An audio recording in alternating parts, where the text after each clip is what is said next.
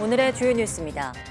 코로나19 유행 안정세가 이어지면서 응급실 진료 전 코로나19 검사 의무가 해제됐습니다. 응급 환자는 시급한 진료를 먼저 받고 의료진 판단으로 검사가 필요한 경우에만 코로나19 검사를 하게 됩니다. 연료 노출과 기상 조건 등으로 발사가 3번 취소됐던 미국의 달 탐사 미션 아르테미스 로켓이 다음 달 14일 4번째 발사 시도에 나섭니다. 이를 위해 나사는 이르면 다음 달 4일 아르테미스 로켓을 발사대로 옮길 예정입니다. 미국 반도체 장비 업체들이 중국 반도체 생산 기업에 파견했던 직원들을 철수시키고 있습니다. 또 이미 중국 업체에 설치된 자사 장비에 대한 지원도 중단한 것으로 전해져서 양국 갈등이 심화할 것으로 전망됩니다. 블라디미르 푸틴 러시아 대통령이 손상되지 않은 해저관을 통해 유럽의 가스 공급을 재개할 수 있다며 자국에 대한 제재 해제를 압박했습니다. 하지만 유럽연합은 내년 여름쯤부터 가스 공동구매에 나서기로 합의하는 등 자구책 마련에 들어갔습니다. 서아프리카 감비아 어린이 60여 명 집단 사망 사건과 연관됐다는 의혹을 받아온 인도산 감기약의 생산 중단 명령이 내려졌습니다. 인도 보건부는 해당 제약사 공장을 점검한 결과 제조 과정에서 12건의 규정 위반을 발견했다고 밝혔습니다.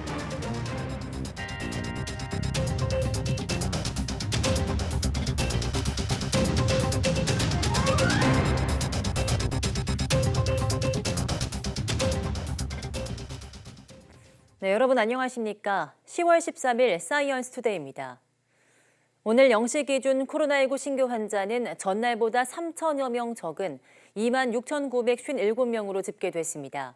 일주일 전보다 1,000여 명 줄었고 2주 전보다 4,000명 가까이 감소했습니다. 목요일 발표 기준으로 지난 7월 7일 이후 14주 만에 가장 적었습니다. 신규 환자 가운데 국내 발생은 26,886명, 해외 유입은 71명입니다. 위중증 환자는 266명으로 이틀 연속 200명대를 기록했습니다. 하루 새 25명이 숨져 누적 사망자가 28,748명이 됐고 치명률은 0.11%입니다. 코로나19 확진자 규모가 줄면서 2번 이상 걸리는 재감염 사례도 감소했습니다. 유행 안정세가 이어지면서 응급실 진료 전 코로나19 검사 의무가 사라져 시급한 진료를 우선 받을 수 있게 됐습니다. 김평정 기자입니다. 코로나19 유행 지표가 안정세를 유지하고 있습니다. 지난주 하루 평균 확진자는 22,000명으로 전주보다 22% 줄었습니다. 환자 한 명이 얼마나 더 감염시키는지 보여주는 감염 재생산 지수는 소폭 등락은 있지만 7주째 이를 밑돌았습니다. 중증으로 진행하는 환자도 줄어 중환자 병상은 전국과 수도권, 비수도권 모두 20% 이하로 가동되고 있습니다. 지난달 꾸준히 증가한 재감염 비율도 마지막 주에는 소폭이지만 감소해 10.21%로 떨어졌습니다. 다만 현재 지배종인 BA.5의 검출률이 조금씩 감소하는 대신 다른 변이 바이러스가 증가하고 있어 유행에 어떤 영향을 미칠지 지켜봐야 합니다. 특히 미국에서 늘고 있는 BF7 변이는 국내에서도 한 주 사이 1%포인트나 올랐습니다. 유행 안정세가 이어지면서 정부는 응급실 진료 전 꼭 받아야 했던 코로나19 검사 의무를 해제하기로 했습니다. 응급 환자는 시급한 진료를 먼저 받고 그 뒤에 필요하면 코로나19 검사를 하면 됩니다. 환자가 응급실에 내원할 시 원칙적으로 우선 진료한 후 의료진 판단하에 검사가 필요할 경우에만 신속 PCR 또는 신속 항원 검사를 활용하게 됩니다. 또 확진자와 의심 환자 모두 응급실 1인 격리 병상을 사용하도록 한 조치는 확진자만으로 대상이 축소됩니다. 의심 환자는 일반 병상에서 진료받도록 해 응급실 운영의 효율성을 높일 계획입니다. 이와 함께 오미크론 변이에도 효과 있는 개량 백신 접종에는 첫날 참여자가 지난 4월 4차 접종 첫날보다 3만여 명 많은 6만 1천여 명에 달해 순조로운 출발을 보였습니다. YTN 김평정입니다. 중국이 여러 경제 지표 악화에도 제로 코로나 정책을 고수하겠다는 입장을 분명히 했습니다. 마오닝 중국 외교부 대변인은 정례 브리핑에서 코로나19를 막아야만 경제도 안정된다며 이같이 밝혔습니다. 공산당 기관지 인민일보도 일부 국가들이 코로나19와 공존하는 건 통제 역량이 없기 때문이라며 연일 제로 코로나의 당위성을 역설하고 있습니다. 앞서 IMF는 올해 중국의 경제 성장률 전망치를 3.2%로 예측하면서 과도한 제로 코로나 정책을 성장률 저하의 원인으로 꼽았습니다. 독감 환자가 빠르게 늘고 있는 가운데 6세 이하 영유아에서 확산 속도가 심상치 않습니다. 정부가 예방접종을 서둘러 달라고 당부했는데 어제부터는 75세 이상 어르신 대상 무료 접종이 시작됐습니다. 기정훈 기자입니다. 코로나19 유행 덕에 2년여를 건너뛴 독감 유행주의보가 내려진 게 지난달 16일. 2주 후 병원을 찾은 외래 환자 1000명 가운데 7.1명은 독감 의심 환자였습니다. 일주일 전보다 45% 증가한 것입니다. 특히 6살 이하 영유아는 1000명당 12.1명으로 한 주 전보다 53% 급증하며 전체 연령대 가운데 가장 많았습니다. 이런 가운데 어린이와 임신부에 이어 고령층의 무료 독감 예방 접종이 시작됐습니다. 75세 이상 1947년 이전 출생자를 시작으로 1948년에서 1952년 사이 출생자는 17일부터, 53년부터 57년생은 20일부터 맞을 수 있습니다. 어르신들의 접종 기간은 연말까지고 먼저 시작된 6개월에서 13살까지 어린이와 임신부의 접종 기간은 내년 4월까지입니다. 임신과 출산으로 대상자가 늘어날 수 있는 것을 고려했습니다. 인플루엔자 국가 예방접종은 지정된 동네 병의원이나 보건소에서 실시하며 주소지에 관계없이 전국 어느 곳에서나 무료 접종이 가능합니다. 최근 접종을 시작한 오미크론 대응 개량 2가 백신과 독감 백신을 동시에 맞는 것도 가능합니다. 다만 왼팔에 코로나19 백신을 맞았으면 독감 백신은 오른팔에 맞는 식으로 접종 부위를 달리하는 게 좋습니다. 방역당국은 이번 겨울 코로나19와 계절 독감의 동시 유행이 예상되는 만큼 독감에 걸릴 경우 중증화 가능성이 높은 어린이와 임신부, 어르신들은 반드시 독감 예방 접종에 참여해달라고 당부했습니다. YTN 기정훈입니다. 서아프리카 감비아 어린이 60여 명 집단 사망 사건과 연관됐다는 의혹을 받아온 인도산 감기약에 대해서 생산 중단 명령이 내려졌습니다. 12일 ANI 통신 등 인도 매체에 따르면 아닐 비지 인도 하리아나주 보건부 장관은 메이든 제약사 공장을 점검한 결과 제조 과정에서 12건의 규정 위반을 발견했다며 이날 이같이 말했습니다. 메이든 제약사는 해당 약에 포함된 디에틸렌 글리콜, 프로필렌 글리콜 등 유해 성분에 대한 품질 검사를 하지 않았고 일부 제품에는 제조 날짜와 유통기한도 표기하지 않은 것으로 알려졌습니다. 로이터 통신에 따르면 디에틸렌 글리콜 등은 일반적으로 부동액, 브레이크 오일 등 산업용으로 사용하며 감기약 성분의 값싼 대용품으로도 활용됩니다.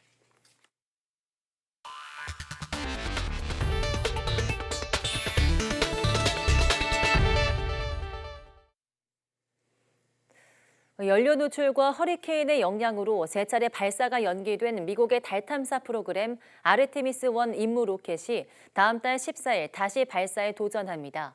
현지 시간 12일 미국 항공우주국 나사 성명에 따르면 아르테미스-1 임무 로켓인 우주 발사 시스템 발사 네 번째 시도의 시간대는 미국 동부시간 기준 11월 14일 오전 0시 7분부터 69분 동안으로 설정됐습니다. 나사는 플로리다주 케네디 우주센터 조립동에 보관 중인 발사 시스템을 이르면 다음 달 4일 발사대로 옮길 예정입니다. 미국의 주요 반도체 장비 업체들이 중국 반도체 생산 기업에 대한 지원 중단에 나섰습니다. 월스트리트 저널은 현지 시간 12일 미국 반도체 장비 업체 KLA와 램 리서치가 중국의 국영 반도체 생산업체인 양쯔 메모리 테크놀로지에 파견했던 기술자와 직원들을 철수하고 있다고 보도했습니다. 미국 업체가 납품한 반도체 장비에 대한 기술적인 지원을 담당하는 파견 직원들은 중국 업체 공장의 운영과 생산 과정에서 핵심적인 역할을 맡았던 것으로 알려졌습니다. 이와 함께 미국 반도체 장비 업체들은 이미 중국 업체에 설치된 자사 장비에 대한 지원을 중단한 것으로 전해졌습니다. 미국 반도체 장비 업체들이 중국 기업에 대한 지원을 중단한 것은 최근 발표된 조 바이든 행정부의 대중 반도체 수출 통제에 따른 것으로 보입니다. 쌀 소비가 줄고 풍년이 계속돼 쌀 재고량이 늘면서 가격도 하락해 큰 문제가 되고 있는데요. 경기미로 유명한 한 수도권 지자체는 쌀 품종을 맛 좋은 국산 품종으로 바꾸고 전용 밥솥까지 개발해 쌀 소비 촉진에 나섰습니다. 김학무 기자가 보도합니다. 황금빛으로 물든 논에서 추수가 한창입니다. 이 지역 쌀은 맛 좋기로 유명한 경기미. 하지만 저장 창고마다 도정을 마친 쌀이 가득합니다. 좋은 쌀을 만들려고 농민들께서 고생이 많으셨는데 수매가는 하락이 되고 판매는 어려움을 겪고 있고 농민들의 시름이 아주 상당히 커서 걱정이 앞섭니다. 이런 상황을 극복하고 예전 같지 않은 경기미의 명성을 되찾기 위해 농민들은 우선 쌀의 품종을 바꿨습니다. 일본 품종 대신 우리 입맛에 맞게 개발한 국산 해들쌀과 알찬 밀을 재배한 겁니다. 여기에 더해 이 지역 쌀 전용 밥솥까지 개발했습니다. 가전업체와 함께 이 지역 쌀로 지은 밥의 맛을 가장 맛있게 구현할 수 있는 전기밥솥을 만든 겁니다. 이 지역 쌀의 특성에 맞춘 밥솥을 개발해 판매를 늘리려는 노력의 성과물입니다. 초고압을 꽉 잡아주는 그 파워락 기술을 같이 구현을 해서 해들 알찬미의 품종 특성을 극대화시킬 수 있는 그런 알고리즘을 구성한 밥솥이라고 보시면 됩니다. 농민들의 노력에 지자체도 힘을 보태고 나섰습니다. 임금님수 2,000쌀에 미지를 높여서 범시민운동을 벌려서 2,000쌀을 먹도록 하고 또 수출길도 넓혀서 우리가 2,000쌀을 널리 알리는 데 중점을 두겠습니다. 쌀값 하락 등의 문제를 해결하기 위해서는 쌀 소비 촉진 방안과 함께 지역 쌀의 특성을 살린 판매 전략도 필요해 보입니다. YTN 김학무입니다.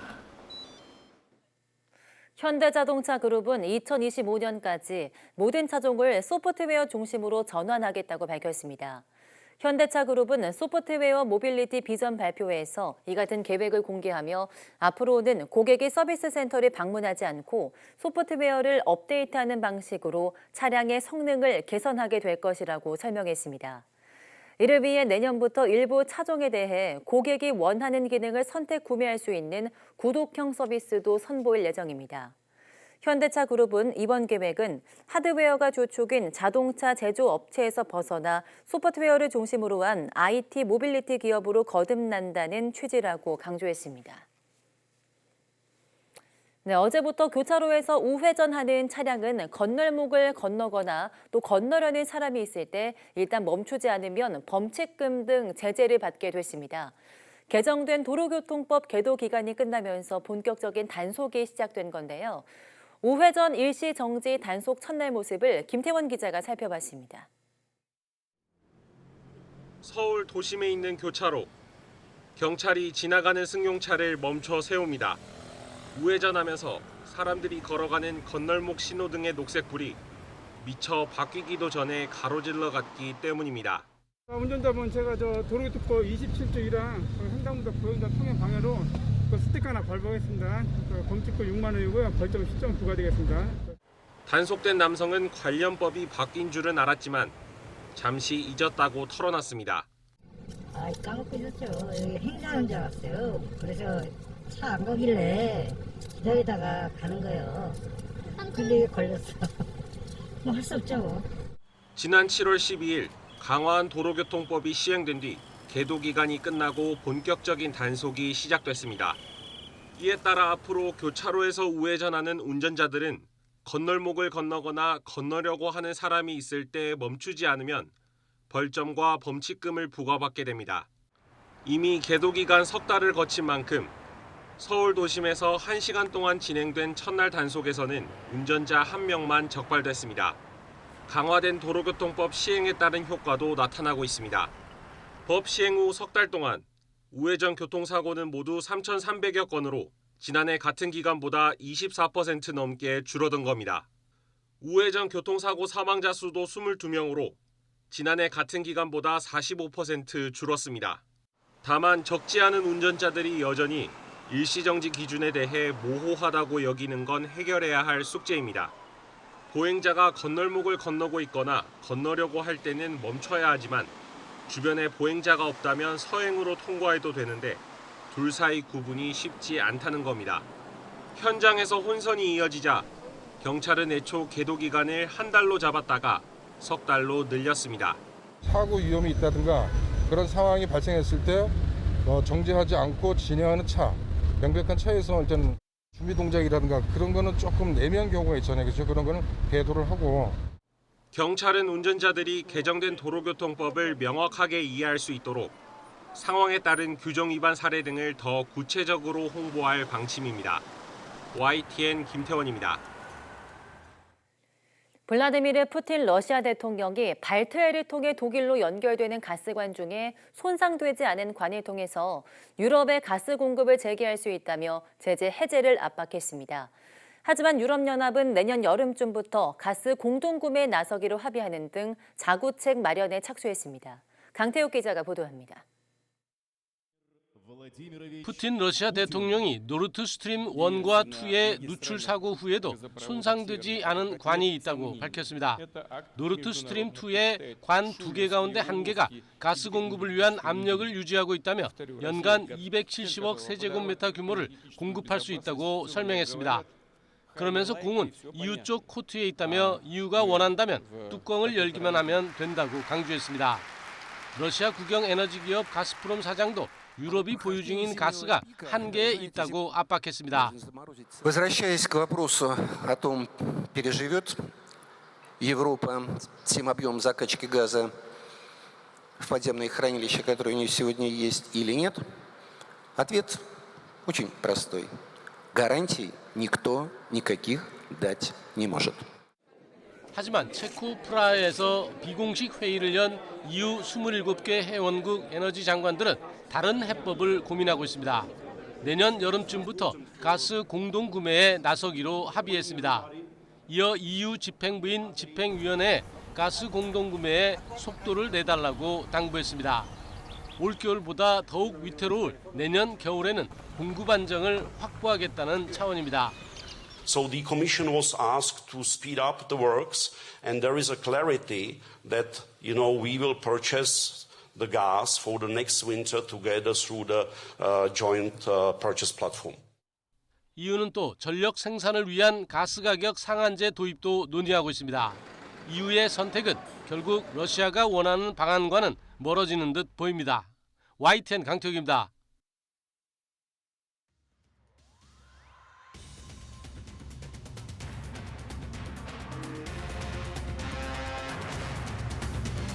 환율 상승 기대가 외환시장의 쏠림 현상을 유발하는 등 금융 불안 요인으로 인해 일부 작용하고 있는 점을 고려해 볼 때 기준금리를 50bp 인상하기로 결정하였습니다.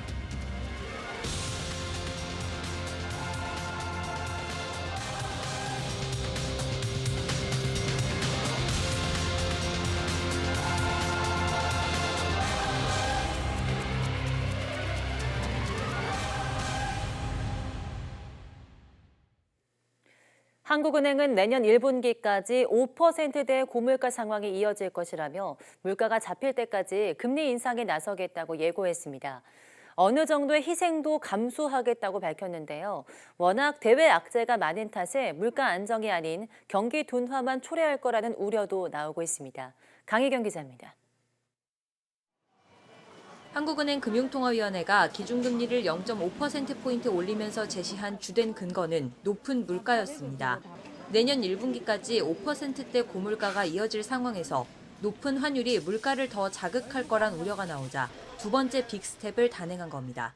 물가 상승률이 떨어지는 속도를 상당 기간 지속시킬 수 있는 위험이 더 늘어나서 거기에 대해서 물가에 대해서 대응하는 점이 하나고요. 문제는 이번 기준금리 인상이 경기에 미칠 영향입니다. 금리가 오르면 기업의 투자가 위축됩니다. 최근 대한상공회의소가 국내 제조업체 307곳을 대상으로 조사한 결과 62%가 고금리로 어려움을 겪고 있다고 답했습니다. 이자 부담에 따른 자금 사정 악화와 설비 투자 지연, 축소를 어려움으로 꼽았습니다. 소비 감소도 걱정해야 할 부분입니다. 금리 인상으로 이자 부담이 커지면 씀씀이는 줄어들게 되고 이는 경기 둔화로 이어질 수 있습니다. 인플레라던가 금리 인상으로 인해서 기대만큼 내수 소비가 살아나주지 않는다라고 한다면 올해에 이어서 내년에도 우리 경제 성장률이 하향되면서 그렇다고 물가가 잡힐지는 미지수입니다. 우크라이나 전쟁과 주요국의 긴축 기조, 치솟는 환율 등 대외 변수가 너무 많기 때문입니다. 특히 미국이 급격하게 금리를 올리면 한미 금리 격차가 다시 벌어져 원화 가치는 더 떨어질 수 있습니다. 한은이 지난해 8월부터 기준금리 인상하고 있는데 물가 꿈쩍 안 하고 있어요. 조금씩 낮아지는 모습을 보여줘야 되는데 그런 현상이 나타나고 있지 않다라는 걸 감안하게 되면 이창용 한국은행 총재는 빚을 낸 많은 국민이 고통스러운 건 사실이지만 물가 잡는 게 최우선이라며 경기를 희생하더라도 금리 인상 기조를 이어가겠다고 밝혔습니다. YTN 강희경입니다. 네, 한국은행이 두 번째 빅스텝을 단행한 가운데 정부는 오늘 오전 거시경제금융회의를 열고 대응책을 논의했습니다. 금융시장 안정과 저소득 다중채무자 지원을 차질 없이 이행하기로 했습니다. 직접 들어보겠습니다. 오늘 밤 미국 9월 소비자 물가지수 발표와 11월 초 미국 FOMC의 금리 결정 등 해외발 불확실성이 여전하여 경계 태세를 한치도 늦출 수 없는 상황입니다. 주식시장 변동성 완화를 위해 증권시장 안정펀드 매입 약정 체결 등을 신속히 집행하여 적시 재가동을 위해 만반의 준비를 다하겠습니다. 금리 인상에 따른 취약차주 금융부담 완화를 위해 맞춤형 금융지원 방안도 차질 없이 이행해 나가겠습니다. 완연한 가을로 접어들면서 남돈인 가을꽃이 장관을 이루고 있는데요. 전남 장성에는 만발한 10억 송이 가을꽃이 강변을 물들였습니다. 3년 만에 다시 열린 가을꽃 축제를 오선열 기자가 다녀왔습니다. 황룡강 일대가 물감을 뿌려놓은 듯 가을빛으로 물들었습니다. 코스모스와 백일홍, 핑크뮬리 등 가을꽃 10억 송이가 깊어가는 가을을 알립니다. 만개한 꽃들은 우아한 자태를 뽐내며 바람에 춤을 추듯 살랑입니다. 이곳 황룡강을 따라 만발한 꽃길은 축구장 28개 크기로 길이만 3km가 훌쩍 넘습니다. 나들이객들은 마스크를 벗고 사진을 찍으며 꽃향기에 푹 빠져듭니다. 꼬마 열차를 타고 꽃길을 달리는 표정은 가을 하늘만큼 화창합니다. 강변 따라서 이렇게 쭉 걷고 있는데 알록달록한 코스모스랑 국화랑 이렇게 전체적으로 잘 어울려져 있어서 가족들끼리 나와서 힐링도 되고 그리고 조금 휴식 시간을 갖고 있는 것 같아서 너무 좋고 매년 100만 명 이상이 방문했던 장성 황룡강 가을꽃 축제가 3년 만에 다시 열렸습니다. 장성군은 다양한 빛깔의 가을꽃 정원을 추가 조성해 관광객 맞이에 나섰습니다. 힘이라는 주제로 누구나 오셔서 쉬어가고 힐링할 수 있도록 알차게 준비했습니다. 공연도 많습니다. 체험거리도 아주 많습니다. 밤엔 야경도 정말 멋있습니다. 즐길 거리도 많고 먹거리도 풍성합니다. 장성 황룡강의 흐드러진 가을꽃 축제는 오는 16일까지 계속됩니다. YTN 오선열입니다.